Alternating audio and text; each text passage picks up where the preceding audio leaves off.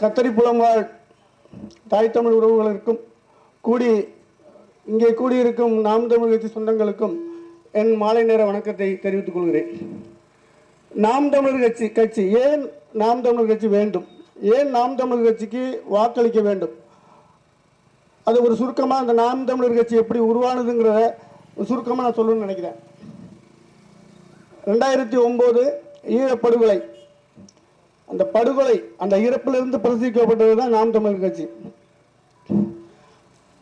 எப்படி வளர்ந்ததுன்னா வெறும் போராட்டங்கள் மூலமாகவே வளர்ந்த கட்சி நாம் தமிழர் கட்சி. எல்லாம் சொல்றாங்க களத்தில் இல்லாதவங்க, களத்தில் 15 வருஷமா களத்தில் இருக்கிற ஒரே கட்சி நாம் தமிழர் கட்சி மட்டும்தான். எந்த போராட்டம், ஹைட்ரோ கார்பன், மீனவர் பிரச்சனை, மாணவர் பிரச்சனை, தண்ணீர் பிரச்சனை, செவிலியர்கள் பிரச்சனை, ஆசிரியர்கள் போராட்டம், எல்லா போராட்டத்திலையும் பங்கெடுத்துக்கிறது, ஜல்லிக்கட்டு பிரச்சனையிலேருந்து எல்லா போராட்டங்களால் வளர்ந்த கட்சி தான் நாம் தமிழர் கட்சி. 2009 இனப்படுகொலை, அதை பற்றி பேசின அண்ணன் சீமான் அவர்களை தொடர்ச்சியாக ஓராண்டு தொடர்ச்சியாக விட்டு சிறைப்படுத்தி அந்த ஈழப்படுகொலை நடக்கிற விஷயத்தை அந்த மக்கள்கிட்ட போகாமல் பார்த்துக்கிட்டாங்க.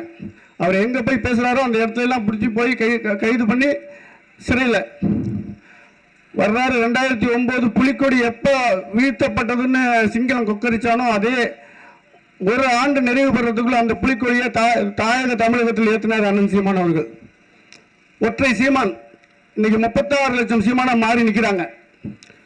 2016 வரை நாம் தமிழர் கட்சி தேர்தலில் நிற்கல, கட்சி தொடங்கினதுலேருந்து. 2016ஆம் ஆண்டு முதல் தேர்தலை சந்திக்குது. 1.1 விழுக்காடு, 4.5 லட்சம் வாக்குகள் வாங்கினோம்.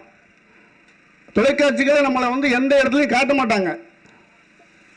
திமுகவை போடுவாங்க, அதிமுகவை போடுவாங்க, மற்றவை அவ்வளோதான். நம்ம மற்றவையில தான் போன தேர்தலும் வச்சிருந்தாங்க.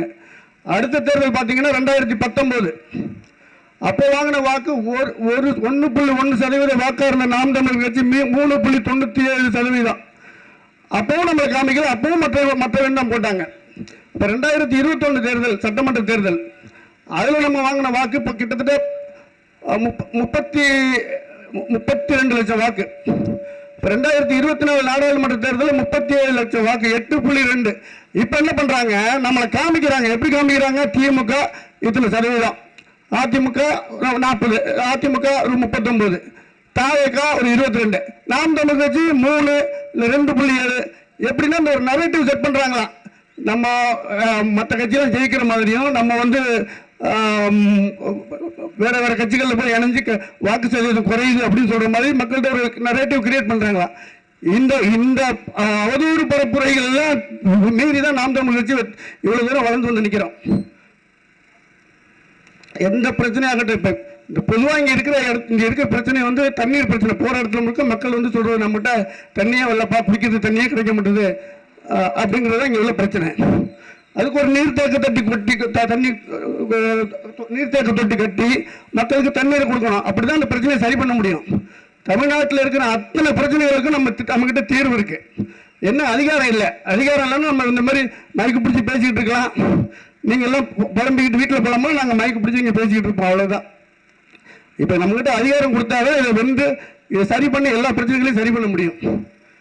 இப்போ தண்ணி நிலத்தடி நீர் கீழே போயிடுச்சு. அப்போ அது என்ன எப்படி சரி பண்ணணும்? இவங்களுக்கு நோக்கம் இல்லை, சரி பண்ணலாம்.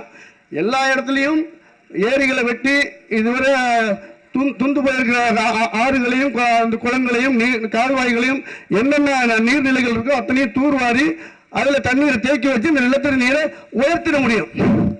அதுக்கு அவங்கள்ட்ட நோக்கம் இல்லை. ஏன்னா அவங்களோட இலக்கு மக்களை ஏமாற்றி வாக்கு வாங்கி வென்று அவங்களுக்கு சொத்து செல்வம் தேடிக்கிறது தான், பொருள் தேடிக்கிறதுக்கு தான். நம்ம அப்படி கட்டு நிற்கிறோம். இங்க 15 ஆண்டுகளாக தொடர் போராட்டங்கள் எல்லா போராட்ட களத்திலும் இருக்கிறது நாம் தமிழ் கட்சி மட்டும்தான். அதான் அவங்க சொல்றது களத்திலே ஆள் இல்லை அப்படின்னு. நம்ம ஒரு 2 மணி நேரம் பேசுவார் அண்ணன் சீமான். எங்கேயாவது ஒரு நிமிடம் விஜயை பத்தி பேசுவார். அந்த ஒரு நிமிடத்தை போட்டு இவங்க 2 பேருக்கு தான் போட்டிங்கிற மாதிரி இந்த மீடியாக்கள், விலை போன ஊடகங்கள் எல்லாம் நம்ம மேல அவதூறு பரப்புது. இதெல்லாம் மீறி தான் நம்ம வளர்ந்துகிட்டு இருக்கோம். நாம் தமிழர் கட்சி வேளாண்மை சட்டமன்ற தொகுதியில் உறுதியாக வெல்லும். களம் அப்படிதான் இருக்கு. எல்லாரும் நம்புங்க. நீங்கள் வாக்கு செலுத்துங்க. இந்த ஜெயிக்கிற கட்சிக்கு ஓட்டு போடுறன்னு ஒரு மனநிலை இருக்குது. முதல்ல அதை மாற்றுங்க. ஜெயிக்கிற கட்சிக்கு எப்படி ஜெயிக்கிற கட்சிக்கு ஓட்டு போட்டோம்னா எல்லாம் நல்லது நடந்துடும் என்ன இருக்கோ அப்படி தான் வரும். இது மாற்றி அது மாற்றி இது. அப்போ புதுசாக நம்ம எல்லாரும் பேசுகிறதையும் கவனிங்க. நாங்கள் என்ன பேசுகிறோம், திமுக காரங்க என்ன பேசுகிறாங்க, அதிமுக காரங்க என்ன பேசுகிறாங்க, இது என்ன பிரச்சனை, இவங்க இந்த பிரச்சனையை சரி பண்ணுறாங்களா இல்லையா. திமுக மேடையில் என்ன பேசுவாங்க, அதிமுக காரங்க அது சரியில்லை இது சரியில்லை அவங்க ஊழல் பண்ணாங்க அப்படின்னு அவங்க பேசுவாங்க. திமுக மேடையில் அதிமுக மேடையில் பார்த்தீங்கன்னா திமுக சரியில்லை ஊழல் பண்ணாங்க அப்படி பேசுவாங்க. நம்ம மட்டும்தான் இவங்க ரெண்டு பேருமே சொல்றது சரிதான், ரெண்டு பேருமே ஊழல் பண்ணாங்க. அதை தாண்டி இந்த பிரச்சனைகள் இங்க உள்ள பிரச்சனைகளுக்கு விதை போட்டது வந்து இந்த திமுக அதிமுக ரெண்டு பேரும் தான். இங்க மொழி இருக்கா, மொழி இல்லை, மொழியை அழிச்சிட்டாங்க. ஒரு இனத்தை அழிக்கணும்னா மொழியை அழிக்கணும் அப்படிங்கிறது தான். இப்போ யாழ் பல்கலைக்கழகம் ஈழத்தில் கிட்டத்தட்ட 1,00,000 புத்தகங்கள் உள்ளது. 1983 சிங்கள இனவெறி பேரினவாத அரசு சிங்கள காடர்களால் கொளுத்தி விடுறாங்க. அப்போ 1,00,000 நம்மளோட வரலாற்று ஆவணங்கள் எல்லாமே அதில் எரிஞ்சு போச்சு. அங்கே சிங்களம் பண்ணான். இதே திமுக திராவிட அரசு எழும்பூர் ஆவண காப்பகத்தில் கிட்டத்தட்ட 10,000கணக்கான புத்தகங்களை எரிச்சு காலி பண்ணிட்டு அவன் அங்கே சிங்களம் அங்கே அழிக்கிறான், தமிழை இங்கே திராவிட அழிக்கிறான். அங்கே எப்படி இனப்படுகொலை நடத்தினான், இங்கேயும் ஒரு இனப்படுகொலை நடக்குது. எப்படி எல்லாரையும் படிக்க வைக்கிறதுக்கு தான் நம்ம அரசு கொண்டு வர்றோம். ஆனால் குடிக்க வைக்கிறதுக்கு எல்லாரையும் குடிக்க வச்சு பல லட்சக்கணக்கான தமிழர்களை இங்கே கொண்டுகிட்டு இருக்காங்க. ஆண்களுக்கு குடி, பெண்களுக்கு டிவி இலவசமாக கொடுத்துட்டு அதில் கேபிளில் அவங்க சம்பாதிக்க ஆரம்பிக்கிறாங்க. மக்கள் என்ன பண்ணுறாங்க, அதை பார்த்துட்டு மற்ற இடத்த பற்றி அவங்க சிந்திக்கிறது இல்லை, பிரச்சனைகளை பற்றி சிந்திக்கிறது இல்லை. இப்போ அவஸ்தைப்படுறாங்க, கஷ்டப்படுறாங்க, அவங்களுக்குள்ள புலம்பிக்கிறாங்க. நம்ம போகும்போது நம்மக்கிட்ட அந்த ஆதங்கத்தை கொட்டுறாங்க. நீங்கள் இப்போ ஓட்டு கேட்க வருவீங்க, அதுக்கு பிறகு உங்களை பார்க்கவே முடியாது, எங்கே போவீங்கன்னு தெரியாதுன்னு. உங்கள் கோபம் நியாயமானது தான். இந்த கோபத்தை யார்கிட்ட காட்டணும், இதுவரையிலும் நீங்கள் யாருக்கு வாக்களித்து ஜெயிக்க வச்சிங்களோ அவங்ககிட்ட காட்டணும். அப்படின்னா அவங்கள தோக்கடிக்கணும்.